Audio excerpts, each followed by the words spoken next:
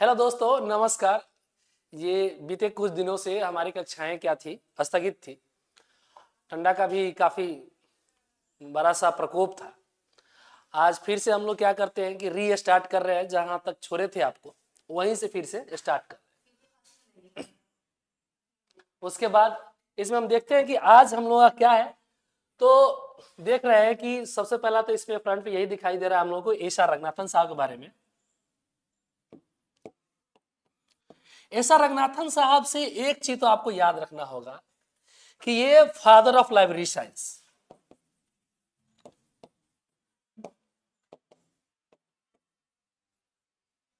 क्या है? Father of ये कलर लाइब्रेरी साइंस के हैं। ठीक है, ये हम लोगों को याद रखना। तो इसी में आज हम लोग क्या पढ़ेंगे कि लाइब्रेरी साइंस का लॉ कौन कौन सा है, प्रोलेगमा टू लाइब्रेरी साइंस क्या है। फिर हम लोग ये भी जानने की कोशिश करेंगे कि 5 लॉज है कौन कौन, ये कब आया, कितने वर्षों पहले। जैसे कि हम आपको बता दें कि जिस समय एस आर रंगनाथन साहब मीनाक्षी फाउंडेशन में, वो उनकी फाउंडेशन पर्सनल फाउंडेशन है, उसमें जब वो काम कर रहे थे और उसी समय उन्होंने आज से 90 वर्ष पूर्व लगभग उन्होंने 5 लॉज ऑफ लाइब्रेरी साइंस के बारे में लिखा। और जो उन्होंने लिख दिया ना, वो आज तक क्या है कि वैलिड है। और वैलिड ही नहीं, इसे आप कहिए, अभी तक वैसी के नियम कानून पे हम चल रहे हैं, कुछ परिवर्तन नहीं हुआ। वो गोल्डन रूल है लाइब्रेरी साइंस का, इसे आप दरकिनार कभी कर ही नहीं सकते। ठीक है, तो इसमें जो अगला है हम लोगों का क्या है, ये देखिए। सबसे पहले तो अगर आप इस बुक को पढ़े हैं या नहीं पढ़े हैं, देखे हैं नहीं देखे हैं, डजंट मैटर। लेकिन आज क्या है ना, इस पुस्तक को आप एक बार जा करके देख लीजिए कि असल में ये कौन सी पुस्तक है, ये है क्या। कम से कम आपको तो ये देखना पड़ेगा ना, 5 लॉज ऑफ लाइब्रेरी साइंस क्या है, प्रोलेगमा टू लाइब्रेरी साइंस क्या है। ये रंगनाथन साहब ने कौन कौन पुस्तकें लिखी है। रंगनाथन साहब कम से कम 70 से 80 पुस्तकें उनका है लिखा हुआ। इन सबको एक बार देखिए, आप कभी देखने का प्रयत्न कीजिए, तब जाके आपको मालूम चलेगा कि वो इतनी पुस्तकें हैं। तब आपको मालूम चलेगा इनके बारे में। और इनकी जितनी पुस्तकें हैं, गुड मॉर्निंग सभी को, गुड मॉर्निंग मेरी तरफ से भी। जितनी पुस्तकें हैं इनकी, सारी की सारी पुस्तकें इनकी इंग्लिश में है दोस्तों। लाइब्रेरी साइंस की दुनिया में अगर आप इंग्लिश जान रहे थोड़ा बहुत तो बढ़िया है। अगर इंग्लिश से आप अवेयर नहीं है तो लाइब्रेरी साइंस की दुनिया में तो आप दिक्कत हो जाएगा भाई। बिहार में तो चल भी जाइएगा। अगर आपको नेस्डॉक, डेसीडॉक, एग्रीस, इन्फ्लुनेट, डीआरडीओ में जाना है, इसरो में जाना है, डीआरटीसी बैंगलोर में जाना है, यूपी ट्रिपल एसबी में जाना है, डी ट्रिपल एसबी में जाना है, केबीएस में जाना है, एनबीएस में जाना है, ईएमआरएस में जाना है, तो आपको तो इंग्लिश चाहिए, कंपलसरी है वो। और इंग्लिश जो है ना, हिंदी से काफी इजी है दोस्त, बहुत इजी है। आप इंग्लिश को जितना जल्दी अडॉप्ट कर सकते हैं उतना हिंदी को अडॉप्ट नहीं कर सकते। मैं दावे के साथ कहता हूं कि अभी मैं इस पे यहां से यहां तक अगर मैं लिखूं ना, तो इस पेज में 10 गलती मेरा निकलेगा, मेरा। हर्षिकार, दीर्घिकार, कौमा, ये वो ना जाने क्या है। अच्छा, दौड़ना, आना बाबू, जरा झटक के जाना, लेकिन सबके लिए वहां पर क्या ले लेता है, कम ले लेता है। आओ, इंग्लिश में एक ही वर्ड है और हिंदी में ना जाने उसके लिए कितने वर्ड हम लोग यूज करते हैं। तो ये सब चीज हम लोगों को ध्यान रखना है। तो इंग्लिश में थोड़ा सा ध्यान दीजिए। और ये देख लीजिएगा, प्रोलेगमा टू लाइब्रेरी साइंस जो है क्लासिफिकेशन की बुक है, वॉल्यूम 1 है ये।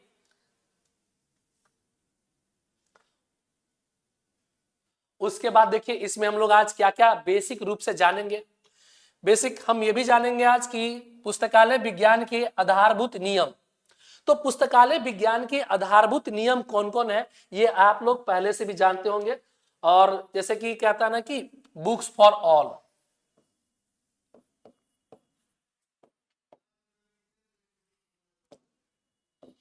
क्या है बुक्स फॉर ऑल। ये पहला है। दूसरा है कि एवरी रीडर हिज बुक।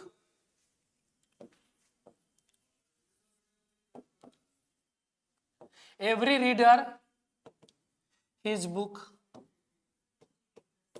और उसके बाद क्या कर दीजिए, एवरी रीडर हिज बुक, हर बुक कर दीजिए। फिर है, अगर आप उसके बाद जाइएगा चौथा नंबर में, तो सेव द टाइम, लाइब्रेरी का टाइम बचाना है, सेव द टाइम।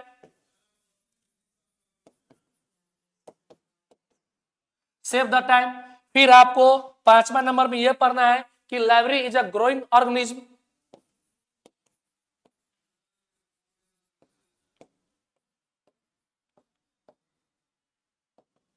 ग्रोइंग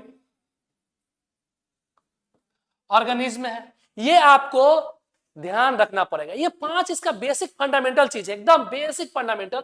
और इसी पांचों पे है दोस्तों, ये जो पांच आप देख रहे हैं, ये जो पांच, इसी पांच पे लाइब्रेरी घूमता है, इसी पांच पे चलता है। अगर आज के डेट में आप लाइब्रेरियन बन जाइएगा ना किसी भी संस्थान के, तो आप जब से लाइब्रेरियन बनेंगे और जब तक अपने पद पे स्थापित रहेंगे, इस रूल को तो फॉलो करना पड़ेगा। अगर आप इस रूल को फॉलो नहीं करते हैं, आप एक अच्छे लाइब्रेरियन नहीं है, आप बन ही नहीं सकते। अच्छा और बुरा का तो बात छोड़ दीजिए, आप बन ही नहीं सकते, क्योंकि ये है गोल्डन रूल लाइब्रेरी साइंस का। ठीक है, अब उसमें आगे फिर हम लोग देखेंगे कि पुस्तकालय विज्ञान के मौलिक नियम क्या है, fundamental law of library science क्या है। फिर कैनन ऑफ लाइब्रेरी साइंस देखेंगे, कैनन के बारे में। ये एकदम VBI है, ये सब जितना जो आप देख रहे हैं ना, ये सब VBI है। इससे क्वेश्चन आप लाइब्रेरी साइंस की दुनिया में, आप लाइब्रेरी साइंस की दुनिया में इसको छोड़ के आप कुछ कर ही नहीं सकते। ये हर जगह क्वेश्चन इससे पूछेगा, हर जगह। अब देखिए इसमें क्या, पुस्तकालय विज्ञान के सिद्धांत है, यानी कि लाइब्रेरी साइंस के प्रिंसिपल होंगे कुछ। फिर पुस्तकालय विज्ञान की जो अवधारणाएं, माने कि इसकी जो मूलभूत अवधारणाएं कुछ होती है ना,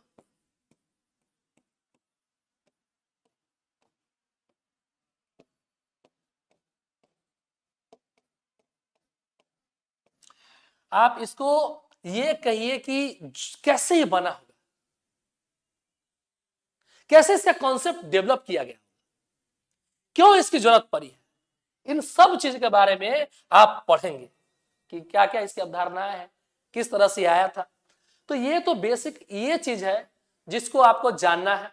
पुस्तकालय विज्ञान के मौलिक नियम, पुस्तकालय विज्ञान के 5 सूत्र, जिसकी चर्चा अभी हम थोड़ी देर पहले आपके साथ थोड़ा सा किए हैं, 5 लॉज ऑफ लाइब्रेरी साइंस।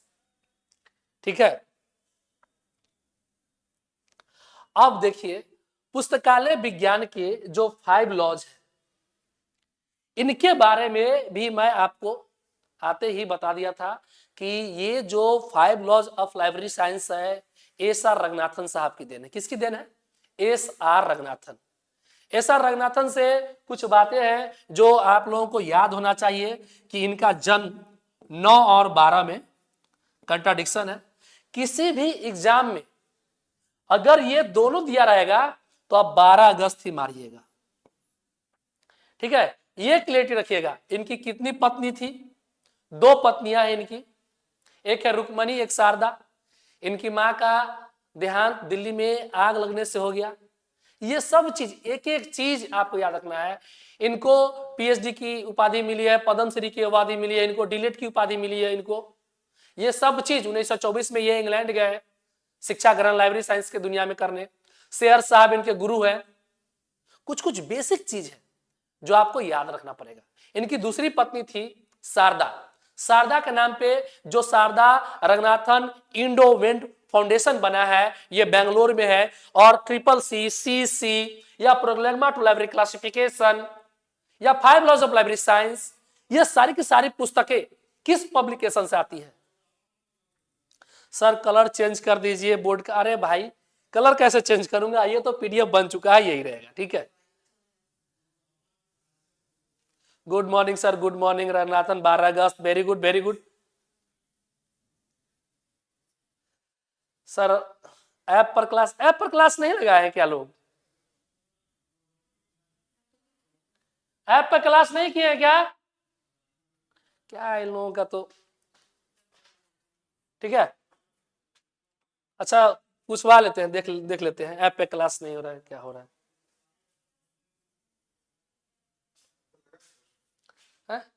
लड़का सब कैसे कमेंट कर रहा है? चेक कर लीजिए, बढ़िया से ऐप पे लगा हुआ है, क्लास बोल रहे हैं ये लोग। ठीक है, तो चलते हैं हम लोग आगे, देखते हैं। अब देखिए, यह पुस्तकालय विज्ञान की जो सूत्र है पूरे पूरे विषय के स्तंभ के रूप में काम करता है। कैसा? पूरे विषय के स्तंभ के रूप में कार्य करता है ये।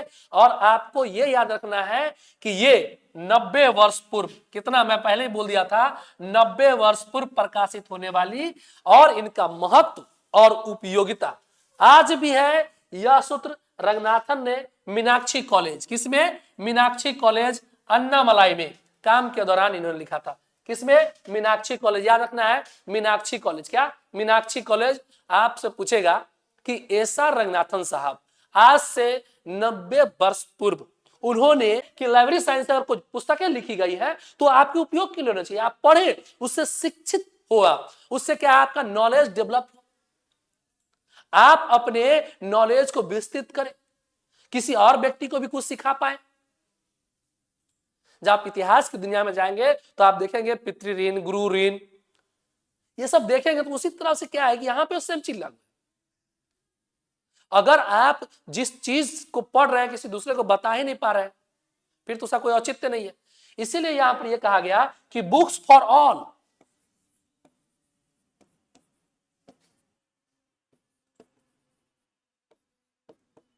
बुक्स फॉर ऑल यानी किताबें सबों के लिए होनी चाहिए। ऐसा नहीं कोई छोट है, कोई नीच है, कोई बड़ा है।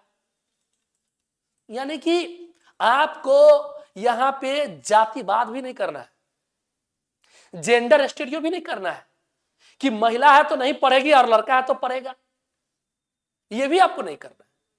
किसी भी प्रकार का भेदभाव नहीं। समाज में भी ऐसा नहीं कि तुम धनी वर्ग के हो, हम गरीब वर्ग के हैं तो गरीब वर्ग वाले नहीं पढ़ पाएंगे, धनी वर्ग वाले सिर्फ पढ़ पाएंगे, नहीं। ये सब लगा हुआ है ना, ऐप पे लगा हुआ है। ठीक है, आप लोग ऐप पे भी चेक कर लीजिए। और आज ये क्लास यूट्यूब पे, फिर कल से ऐप पे रहेगा, यूट्यूब पे तो आएगा भी नहीं। ठीक है, अब ये जान लीजिए आप लोग कि ये जो मैं बताया कि ये इसका मूल फाउंडेशन, यही बात रखना है आपको कि बेसिक इसका यही तरीका है कि ये पुस्तकों चाहता है ना सबको पहुंचा दू। कोई भी किसी भी वर्ग समुदाय का हो, ऊंच हो, नीच हो, छोटा हो, बड़ा हो, गरीब हो, धनी हो, कोई भी, यहां तक मैं बताता हूं ना कि अनपढ़ तक भी, अनपढ़ यानी आप कहिएगा कि आप कैसे पुस्तक को अनपढ़ तक पहुंचा देंगे, तो यही तो खूबसूरती है, यही खूबसूरती है लाइब्रेरी साइंस की कि जो अनपढ़ तक भी पहुंचा रहा है। जैसे कि मान लीजिए जो पब्लिक लाइब्रेरी है, क्या करेगा, वो सम्मेलन करवाएगा और उस सम्मेलन में उस पुस्तक से एक नाटक का आयोजन होगा और बहुत सारे लोग देखने आएंगे। तो क्या लग रहा है कि उसको देख करके वो शिक्षा नहीं ग्रहण कर पा रहे हैं, इसीलिए क्या गया बुक्स फॉर ऑल। इसकी जो यानी कि आप कह दिए कि इसमें जितने भी कैरेक्टर दर्शाया गया ना, उस कैरेक्टर को क्या करेगा, जो पढ़ने वाले लोग नहीं है उसको फिल्म के रूप में, नाटक के रूप में दर्शा के आपको दिखाया, आपको सिखा दिया जाएगा। तो ये कैरेक्टरिया इसका होना चाहिए। अब देखिए आगे क्या है कि ये 5 लॉज ऑफ लाइब्रेरी साइंस, मैं बताया था आपको कि इनकी ये पुस्तक है एसआर रंगनाथन साहब की।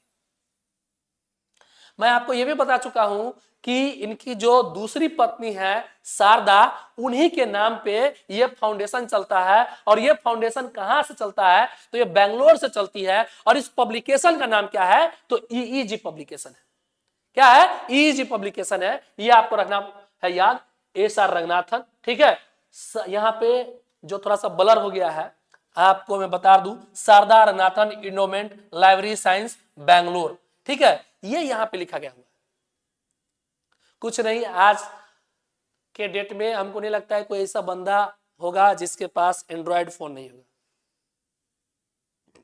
आप जाइए गूगल पे सर्च कीजिए 5 laws of library science SR Ranganathan, ये पुस्तक आ जाएगा। ठीक है, फिर इसे आप देख लीजिएगा। इसमें शेयर साहब का जो इंट्रोडक्शन इसमें, यानी कि इसलिए ना शेयर, सबसे बड़ी बात है क्या कि जब ये एस आर रंगनाथन साहब ब्रिटेन गए ना, तो इनके गुरु डब्ल्यू शेयर साहब बने, एस आर रंगनाथन के गुरु बने। तो ये जो 5 लॉज ऑफ लाइब्रेरी साइंस है ना, इसमें एस आर रंगनाथन साहब क्या किए हैं, इनके बारे में एक छोटा सा संक्षेप समझिए कि इंट्रोडक्शन दिए हैं, बताया है कि इन्हीं से मुझे प्रेरणा मिली, इन्हीं से मैंने यह सीखा। जैसे मान लीजिए कि आज की डेट में कुछ ऐसा मैं बोल जाऊं जो शायद आपके दिमाग में वो ड्रिल हो जाए, और आने वाले समय में आपसे कोई क्वेश्चन पूछ ले कि हाँ ऐसा हो, तो आप कहेंगे अरे वाह, हमारे एक शिक्षक थे जिन्होंने मुझे क्या वो बताया था कि ये ऐसे ऐसे होता है, तो आप कहेंगे हाँ हाँ उन्होंने मुझे ये बताया था, मैं उनसे सीखा था। इवन और कोई भी और के शिक्षक होंगे, उनसे जो आप किसी बात को एक्वायर्ड किए है ना, गेन किए है ना, तो आप कहीं पे बोलेंगे मैं उनसे ये चीज सीखा हूं तभी मुझे ये आ रहा है, तो मुझे ये तो आ भी नहीं रहा था। ठीक है, तो ये याद रखना है आप लोगों को। अब देखिए इसमें जो है मैं जो 5 नियम बताया था उसी को यहाँ पे प्रारूपित किया गया है। अब क्या इसमें बता रहा है, तो देखिए बुक्स आर फॉर यूज, यानी पुस्तकें सबों के लिए है। फिर है एवरी रीडर हीज या हर बुक, प्रत्येक पाठक को पुस्तक मिले। माने कहने का मतलब इसका क्या है, ये तो मैं आपको डिस्कस किया हूं, ये बता रहा हूं। ये कह रहा है ना कि जितने भी पाठक करता है, शोधार्थी है, श्रोता है, पढ़ने वाले हैं, सबको पुस्तक मिलनी चाहिए। ऐसा नहीं कि जो पढ़ने वाले लोग हैं उनके पास पुस्तकें की पहुंच नहीं। तो आप ये चीज तो आप क्लियर हो जाइए कि जितने भी रीडर हैं, पाठक हैं, श्रोता हैं, उन सबों के सेवार्थ हेतु पुस्तकें चाहिए ही चाहिए, तभी आप सेकेंड लॉ फॉलो कर पाइएगा। आप जितने भी लोग पढ़ रहे हैं अभी या जितने लोग पढ़ेंगे, उन सबों के पास पुस्तक होनी चाहिए, और वो भी वैसी पुस्तकें होनी चाहिए जो आपके रिलेवेंट हो। ऐसा नहीं कि मैं कॉमर्स का, साइंस का स्टूडेंट हूं और मुझे ऋग्वेद, सामवेद, अथर्ववेद, यजुर्वेद कह रहा है पढ़ने के लिए, ये नहीं होना चाहिए। यानी कि जो हमारी बेसिक फंडामेंटल जो यूजेज, जो जरूरत है हमारी पुस्तकें की, वो मिलनी चाहिए। जैसे हम लाइब्रेरी साइंस के हैं तो मेरे पास डीडीसी होना चाहिए, यूडीसी होना चाहिए, ट्रिपल सी होना चाहिए, एसीआर 2 होना चाहिए, ये सब मुझे जरूरत है, तो ये सब सारी पुस्तकें मुझे होनी चाहिए अगर मैं लाइब्रेरी साइंस का स्टूडेंट हूं तो। तब जाके यहां पे एक क्राइटेरिया फुलफिल कर पाएगा। समझ में आ रहा है? अब देखिए फिर इसमें क्या है, थर्ड में क्या कह रहा है कि एवरी बुक इट्स रीडर, प्रत्येक पुस्तक को पाठक मिला। और दुनिया में जितनी भी पुस्तकें आप लिख रहे हैं उन सारी पुस्तकों के लिए पाठक होना चाहिए, उसको पढ़ने वाले होने चाहिए। ऐसा नहीं कि पुस्तकें लिख दी गई है और उसको पढ़ने वाला ही कोई नहीं है, फिर तो वो यहां पे फेल हो जाएगा। ठीक है, अब देखिए सेव द टाइम, पाठक का समय बचाने की बात करता है। जैसे आप एक लाइब्रेरियन है और साइंस बैकग्राउंड के, आर्ट्स के, कॉमर्स के, साइंस ह्यूमैनिटीज के, ऑर्गेनिक केमिस्ट्री के, फिजिकल केमिस्ट्री के, बायोकेमिस्ट्री के, एनाटॉमी के, किसी भी स्ट्रीम के अगर बच्चे आपके पास जा रहे हैं और पुस्तकें खोज करके आप 2 दिन के बाद देते हैं, तो फिर तो ये कोई रिलेवेंट ही बनता ही नहीं है इसका। यानी कि जो पुस्तकें बच्चों को चाहिए तत्क्षण अवेलेबल करवाइए, आप उसी टाइम में अवेलेबल करवाइए। नहीं तो लाइब्रेरी लोन करके दीजिए, या आप बोलिए कि मैं आपको फोटोस्टेट अवेलेबल करवा देता हूं, अन्यथा आप यह कह सकते हैं कि आप कल आइए। ऐसा नहीं कि बच्चों को 2 घंटा, 3 घंटा, 5 घंटा बैठाए हुए 2 दिन से दोहरा रहे और देने रहे, फिर आपका जो है 4th लॉ खत्म हो जाएगा वहीं पे, ये किसी मायने रह नहीं पाएगा। तो इसके लिए क्या है, आपको वेल ट्रेंड भी होना पड़ेगा। आपके लाइब्रेरी में एक अच्छा क्लासिफिकेशन होना चाहिए, पुस्तक होने चाहिए। और जितनी भी पुस्तकें हैं सबों का call number, class number, classification तैयार होना चाहिए, सबका शेल्फ लिस्ट तैयार होना चाहिए, सबका कैटलॉग बना होना चाहिए। और सबसे इंपॉर्टेंट तो यह है कि जितने भी स्टैक है वो एक समय सीमा में मापदंडित रूप से बनाया गया होना चाहिए कि उसका लंबाई यही होगा, उसका चौड़ाई यही होगा, इस ढंग का होना चाहिए। फिर आपको यह भी ध्यान देना होगा दोस्तों कि अगर आप कोई पुस्तक रख रहे हैं तो किस शेल्फ में रख रहे हैं, उसको कैटेगराइज किए हैं कि नहीं किए हैं। ऐसा नहीं कि ज्योग्राफी, पॉलिटी, केमिस्ट्री, ह्यूमैनिटीज का, साइंस का, बायोलॉजी का, बायोकेमिस्ट्री का सब एक ही साथ मिला दे, नहीं, सबको अलग अलग रखना होगा। तब जाके आप टाइम को बचा पाएंगे, सेव द टाइम तभी लागू होगा। और जो ये 5वां नियम है कि लाइब्रेरी इज ग्रोइंग ऑर्गेनिज्म, यानी कि ये एक संवर्धनशील संस्था है। जैसे मान लीजिए कि आप यहां पे आज 5, गुड मॉर्निंग सर जी, गुड मॉर्निंग।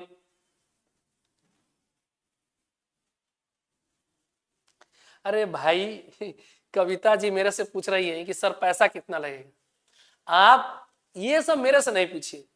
आप दो चीज कर सकते हैं, या तो आप रामान एम सिविल सर्विसेज अदम्य आदित्य गुरुकुल के ऑफिस में आप फोन लगा दीजिए, नहीं तो आप क्या कीजिए, आप जाइए और इसके एप्लीकेशन पे देख लीजिए वहां क्या है। ये सब मेरे से मत पूछा कीजिए, ठीक है प्लीज। अब चलिए हम आगे चलते हैं कि मैं बता रहा था इसमें ग्रोइंग ऑर्गेनिज्म। ग्रोइंग ऑर्गेनिज्म का मतलब क्या है, मान लीजिए कि आज यहाँ पर 10 लोग, 20 लोग, 5 लोग, 1 लोग, कल हो सकता है 1 से 2 होगा, 2 से 3 होगा, 10 होगा, 20 होगा, 50 होगा। तो क्या लगता है आपको कि यहाँ पर फर्नीचर की जरूरत नहीं पड़ेगी, स्टैक का जरूरत नहीं पड़ेगा, स्टाफ का जरूरत नहीं पड़ेगा, बिल्डिंग का जरूरत नहीं पड़ेगा? तो ये सब चीज आए दिन बढ़ते रहेगी। रिसर्च का सेंटर बन जाएगा यहाँ पे। हो सकता है बड़े बड़े लोग यहाँ पर थीसिस जमा करने आ जाए, साइनेप्सिस का एक सेंटर बनाना पड़ जाए मुझे। हो सकता है बच्चे रीडिंग करने के लिए दिन दोगुने रात चौगुने बढ़ रहे हैं, यहाँ पे आ रहे हैं। हो सकता है कि यहाँ पे बड़ा सा एक कॉन्फ्रेंस कराना पड़ जाए। तो ये सब क्या है, library is a growing organism. यानी कि आज जिस स्थिति में लाइब्रेरी है कल उस स्थिति में नहीं रहेगी। क्योंकि आप देख रहे हैं ना कि आप 2 दिन भूखे रहेंगे, ये सही है, लेकिन अपने बच्चों को शिक्षा तो जरूर देंगे। हाँ, सब चीजों के लिए। देखिए इनका कहना है कि 20 साल का किसी पुस्तक को हटा दिया। अच्छा मान लीजिए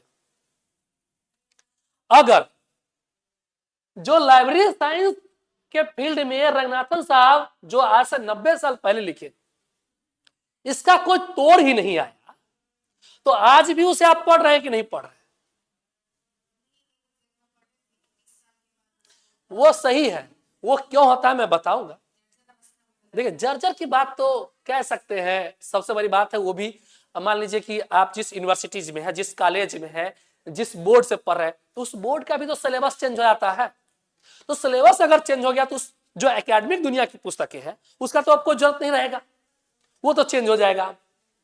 और ये भी बात है कि अगर किसी का 20-25 साल होता है तो उसका जो पेपर है ना रद्दी होता है, उसे ऐसे मुड़ेंगे टूट जाएगा। नहीं, जैसे कि उसको तो छोड़ ही दिया जाएगा, लेकिन जो मूल्य, यानी कि उसको ये कहिए आप कि जिसका कोई मूल्य ही नहीं लगा सकता है, वो अपने आप में अद्वितीय होगा। जैसे मान लीजिए भारतीय संविधान जो पहली बार लिखा गया था प्रेम बिहारी राय यादव साहब का। आपको मालूम है कि भारतीय संविधान जो लिखा गया है उसमें 303 नींव का यूज हुआ है, ये आपको मालूम था?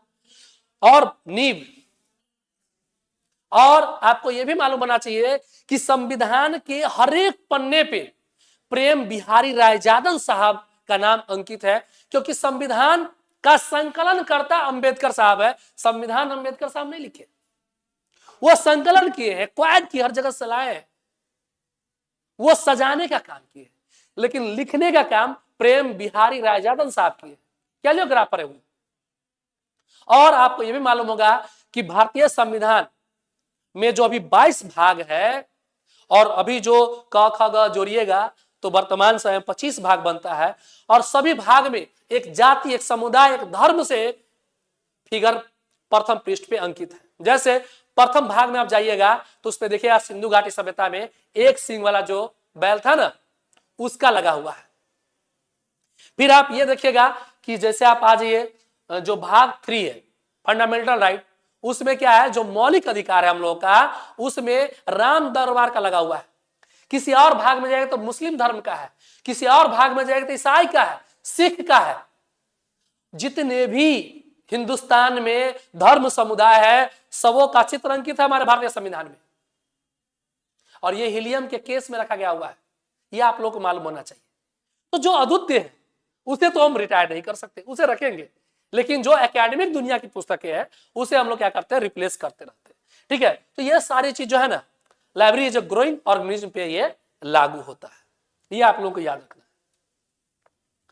है। अब देखिए इसमें कह रहा है कि सन 1992 में जेम्स आर रेटिंग ने छठा सूत्र प्रस्तुत किया। जैसे कि ये क्या कह रहा है कि हम लोग 5 सूत्र पढ़ चुके हैं, लेकिन छठा सूत्र कब आया है, तो 1992 में आया। कब आया है, 1992 में। कौन दिया है, तो जेम्स आर रेटिंग ने दिया। कौन सा सूत्र, छठा सूत्र प्रस्तुत किया, जो रंगनाथन साहब के जितना लिखा गया है नियम, उसको और क्या करता है, विस्तृत करता है, स्प्रेड करता है। ठीक है, और उन्होंने कल्पना की कि छठा सूत्र जो है प्रत्येक पाठक अपनी स्वतंत्रता केवल सेवा के प्रकार अर्थात निर्देश सूचना का प्रावधान पर लागू होता है। यानी कि एक चीज, इतना चीज हम लोग को नहीं पढ़ना है, हम लोग को मुख्य रूप से यही पढ़ना है कि 5 laws of library science SR. Ranganathan साहब दिए, और जो 5 लॉज ऑफ लाइब्रेरी साइंस है इनकी बातों को और विस्तृत रूप से जो व्याख्या किए हैं वो जेम्स रेटिंग साहब किए हैं, सन 1992 में किए। कब किए हैं, सन 1992 में। ये आप लोग याद रखना, सन 1992 में। कब किए हैं, सन 1992 में किए हैं जेम्स आर रेटिंग। ये याद रखिएगा, जेम्स आर रेटिंग साहब का नाम याद रखिएगा। और ये यही बताएं कि प्रत्येक पाठक को अपनी स्वतंत्रता होनी चाहिए। ठीक है, जैसे कि मुझे जो पढ़ना है, मुझे जो चाहिए वही। जैसे कि आप लोग जब देखते होइएगा कि प्रथम जो आया था शिक्षा का अधिनियम, उसके बाद द्वितीय आया, तृतीय आया, जो अभी के कस्तूरीरंगन के समय में 2020 में जो है, तो इसमें क्या दे दिया गया, ये 5+3+3+4 है ना, नहीं आइडिया है, ये 5+3+3+4 है ये अभी का शिक्षा का। तो इसमें क्या है कि जैसे कि आपको ग्रेजुएशन के बाद, इंटरमीडिएट के बाद क्या पढ़ने का मन है वो डिसाइड कर लीजिए आप। ये सारी की सारी स्वतंत्रता दी गई है। इन्हीं की बात ये करते हैं जेम्स आर रेटिंग साहब कि आपको स्वतंत्रता होनी चाहिए कि आपको क्या पढ़ना है क्या नहीं पढ़ना है। ठीक है, अब देखिए आगे। अब इसमें जो है वही चीज है, अब जो है ये एकदम याद रखिएगा क्योंकि ये भी जरूरत पड़ता है। जिम थॉमसन साहब का जो रूल है ये कईक बार पूछा गया है, कईक बार एग्जाम पूछा गया। इसमें है कुछ नहीं, जो हम लोग पहले पढ़े हैं वही चीज है, सिर्फ यहाँ पे 1-2 वर्ड इधर से उधर हो रहा है। ठीक है, जिम थॉमसन साहब जो है 1992 में और रीटर साहब भी 1992 में छठा सूत्र दिए। लेकिन जो जिम थॉमसन साहब ये अपना 5 गो लॉ दिए, अपन प्रश्न, इन्होंने एक अलग नियम दिया है पुस्तकालय सेवा के लिए, और ये पुस्तकालय सेवाओं के विरोध में, यानी कि पुस्तकालय सेवा के विरोध में, दैट मींस रंगनाथन साहब के विरोध में। अगर आज के डेट में मान लीजिए कि एस.आर. रंगनाथन साहब का पूरे हिंदुस्तान में 5 लॉज ऑफ लाइब्रेरी साइंस चल रहा है, और मैं कहूं कि मैं एक लाइब्रेरी साइंस दे रहा हूं कि बच्चों को खूब सोना चाहिए, किताब पढ़ के क्या होगा, और सारे किताब को फेंक दीजिए, टाइम का बर्बादी करना चाहिए, और जितना बड़ा संस्थान है उसको छोटा कर दीजिए, ये चलेगा है? ये तो अगेंस्ट है। हम क्या कर रहे हैं, कि जो लाइब्रेरी साइंस के फादर है, पिता है, अब्बू है, अब्बा जानी है, डैड है, उसका हम विरोध कर रहे हैं, तो ये तो नहीं चलेगा। ठीक है, अभी तो ये टेलर है यूनिट 1 का। ठीक है, अभी आपको बहुत चीज मालूम चलेगा कि फर्स्ट टाइम पढ़ रहे हैं। ठीक है, हालांकि कोई बात नहीं है। और इसमें देखिए ये क्या कह रहे हैं कि जिम थॉमसन साहब ये बोले कि मैं इनका विरोध कर रहा हूं, रंगनाथन साहब का, और इनके विरोध में पहला क्या दिया, पुस्तकालय लाभ के लिए होती है। पुस्तकालय लाभ के लिए होती है, पुस्तकालय लाभ के लिए नहीं होते। मान लीजिए आप पुस्तकालय खोल लिए, आप कहिएगा भाई जो अच्छा अच्छा कपड़ा पहना है और अच्छा अच्छा पैसा देगा मुझे, उसी को लाइब्रेरी में आने दूंगा, उसी को किताब पढ़ने दूंगा, फिर तो आपका लाइब्रेरी कॉन्सेप्ट खत्म, आपका लाइब्रेरी कॉन्सेप्ट नहीं चलेगा। ऐप पर क्लास लेने के लिए नंबर बता दीजिए। अरे भाई आप जो YouTube देख रहे हैं ना, YouTube से सारा चीज वहां लिंक मिला हुआ है, ऐप का भी डाल दिया गया होगा। ठीक है, वहां जाइए आप डायरेक्ट। ठीक है, और क्या लोग बोल रहे हैं, ऐप पर वैलिडिटी बढ़ा दीजिए सर। अरे भाई किसका वैलिडिटी बढ़ा दे हो। ठीक है, देखिए अभी जो क्लासेस कक्षाएं चल रही है, आप उसका लुत्फ उठाइए, मजा लीजिए, उसे पढ़िए और अपने नॉलेज को बढ़ाइए। ये कक्षा किसी एग्जाम को पास करने के लिए नहीं बनती है। आप सोचेंगे ना कि मुझे पास कर जाना है, मुझे ये कर लेना, वो कर, नहीं, आप नॉलेज गेन कीजिए, आप राज कीजिएगा। आपको नहीं लगता है कि जिसके पास नॉलेज है वो कुछ भी कर लेगा, वो कोई भी एग्जाम क्रैक कर लेगा।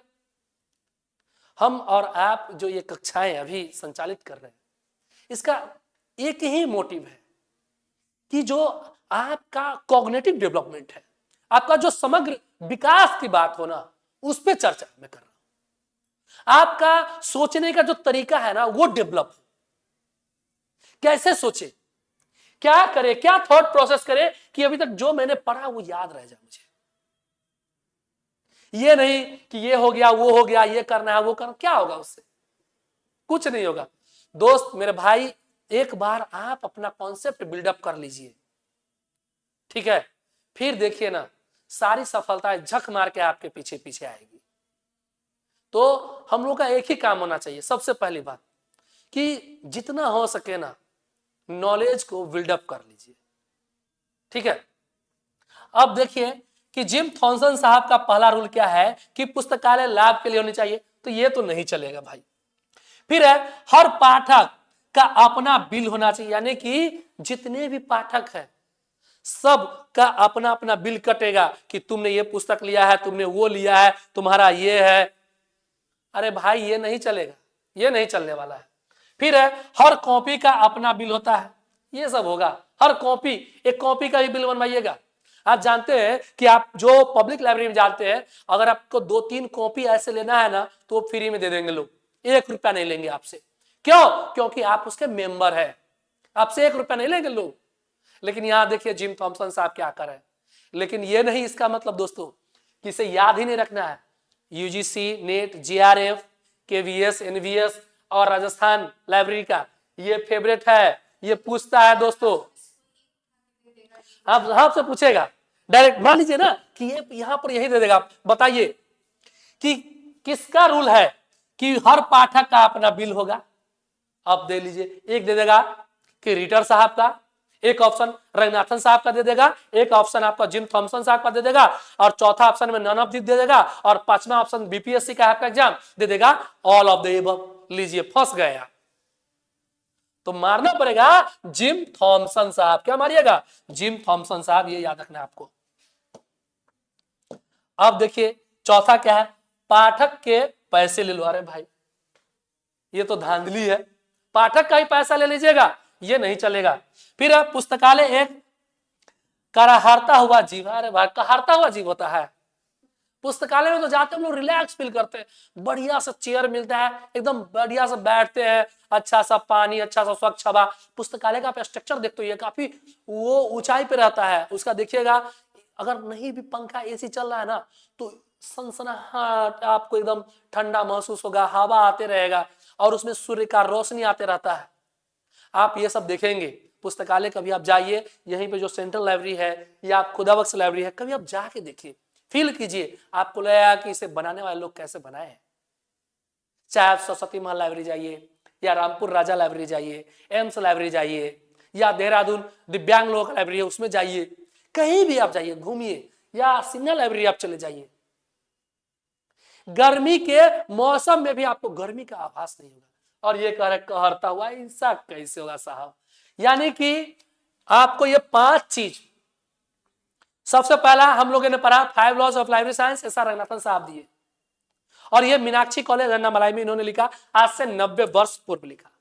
फिर ये जेम्स रिटर साहब आए, जेम्स रिटर साहब ने ये उन्होंने एक रूल दिया, उन्होंने यह दिया, उन्होंने विरोध नहीं किया, उन्होंने एसा रंगनाथन साहब के 5 लॉ को 6ठा लॉ दिया है और उन्होंने कहा कि प्रत्येक पाठक की अपनी स्वतंत्रता होनी चाहिए, यानी कि उनकी 5 जो व्याख्याएं हैं, 5 जो सूत्र है उनका, उसको और विस्तृत किया है, स्प्रेड करने का काम किया है, और यह 1992 में हुआ। फिर 1992 में ही एक महान व्यक्ति आते हैं जिनका नाम है जिम थॉमसन साहब, और जिम थॉमसन साहब 1992 में उन्होंने 5 नियम इन्होंने भी दिया।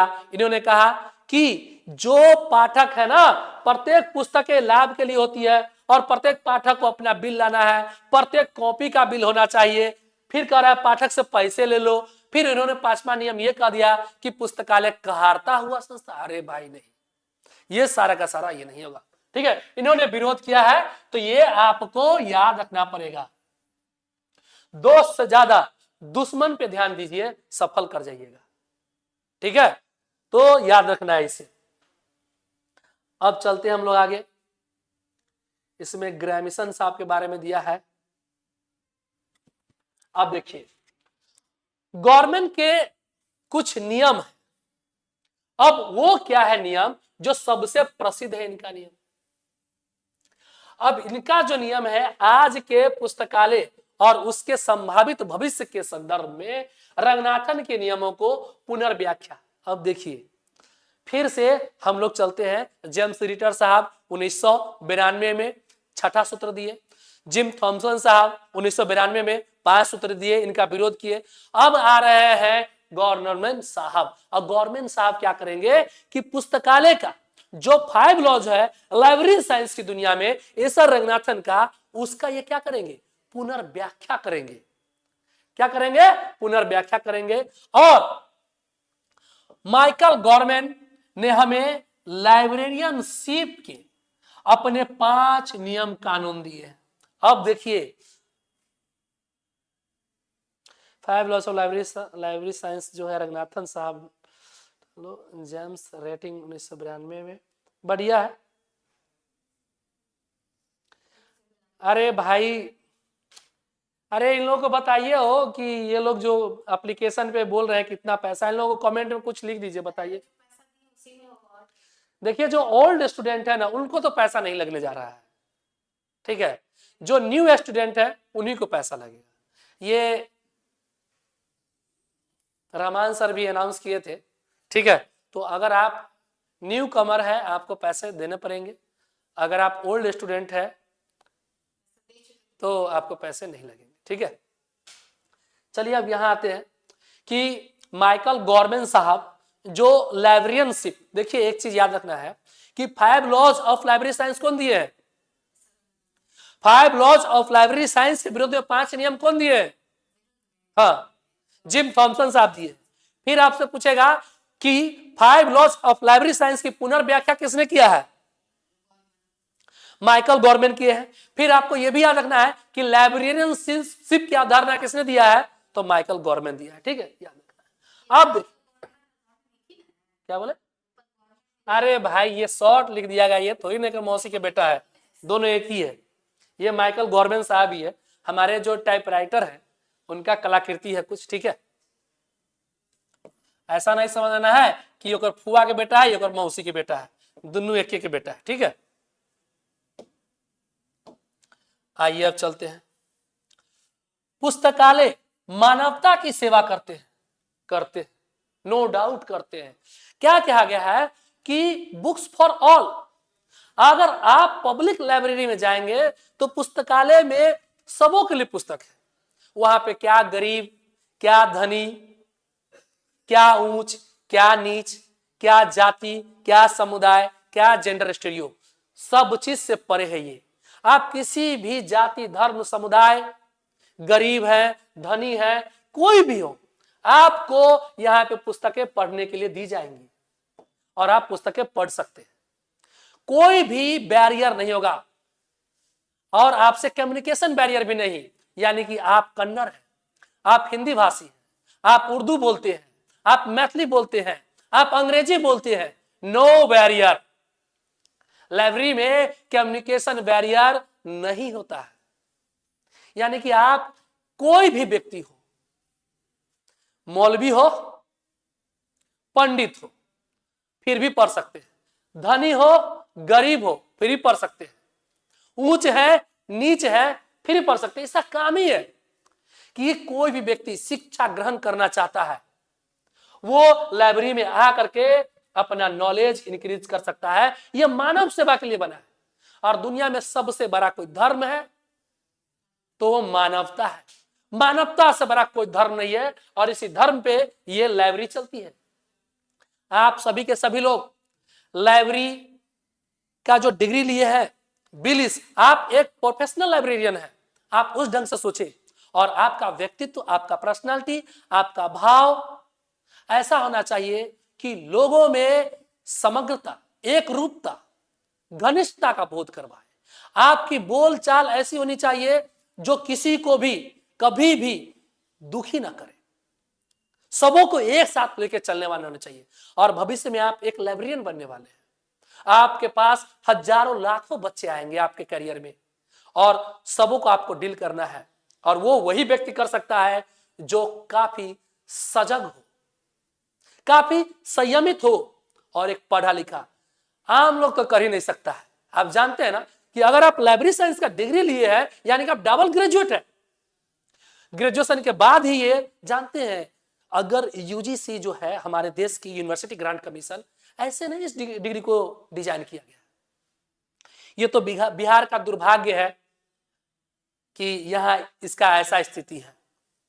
नहीं तो एक ग्रेजुएट व्यक्ति ही इस डिग्री को कर सकता है। समझ सकते हैं, जैसे ही आप टीन एजर को पार करते हैं तो आप ग्रेजुएट बनते हैं।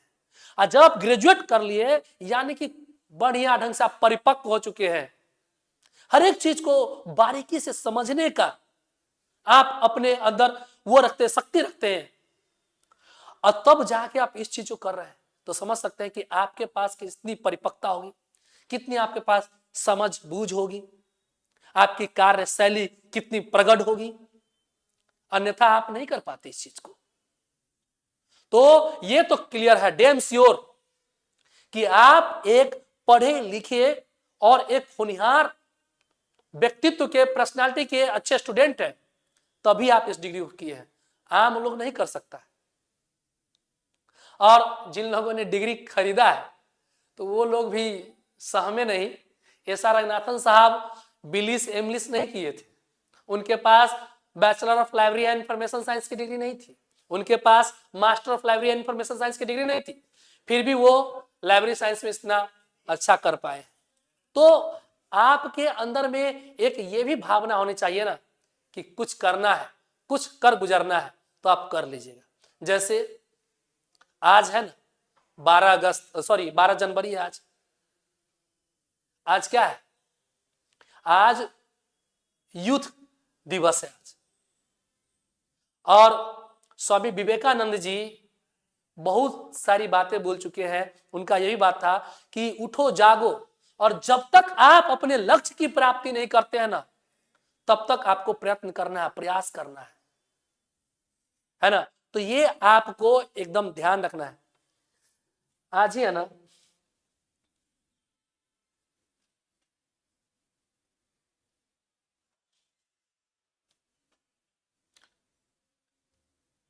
युवा दिवस है आज।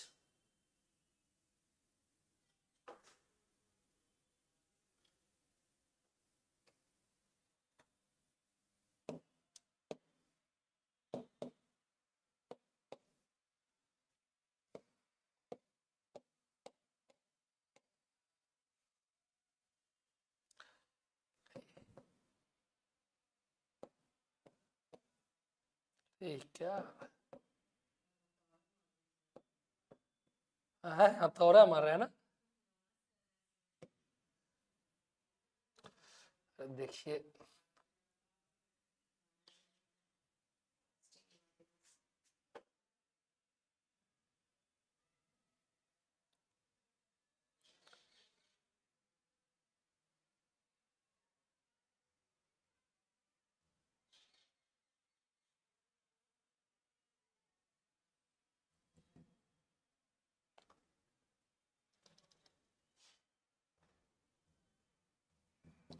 इन लोगों का तो सिस्टम ही अलग है।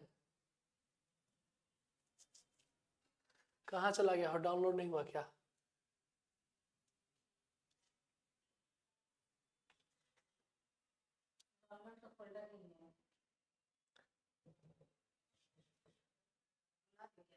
नहीं नहीं नहीं, आ जाएगा, कोई दिक्कत नहीं है, इसमें आ जाएगा।